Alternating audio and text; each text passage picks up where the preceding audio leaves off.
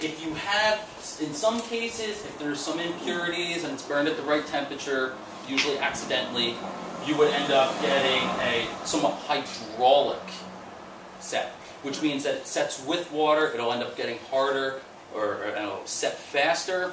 But for many years, that's just so happened, and the guy down the street named Joe, who was burning limestone for all these different purposes, whether it be for chemical purposes or for building purposes, that was his stone, and that was the way he burned it.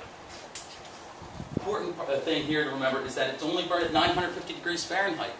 For these 3,000 years, you would have the limestone being burned in a kiln, fired primarily by wood, and kiln technology did not allow, because of drafts and certain things, for the fire to get much hotter than that. So it didn't get very reactive. Any questions so far on the basic line cycle? Okay. So now we get into another animal, another beast, and that's natural hydraulic lime. Now I said that there were three basic limestone types, which was the high calcium, dolomitic, and magnesium. But there's actually subcategories. Subcategories would be argillaceous and siliceous. Argillaceous limestones would be if they had little nodules of clay inside the limestone. Or if they're siliceous, they just have pure reactive parts of silica. Now, clay has silica in it, but it has other constituents in it that make it somewhat impure. And what this does is that when the limestone is burned, when you have a siliceous limestone and you burn it, that silica inside of that limestone ends up becoming reactive.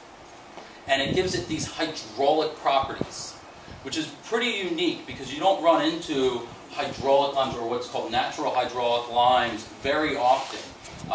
There's been evidence that it's been used in Roman times, coincidentally, because they're building roads, they're building bridges, they're building aqueducts, and they would go to an area that was locally sourced limestone, and they would burn it and use it and say, hey, this sets up a bit faster. What's going on here? We're going to stick with this deposit.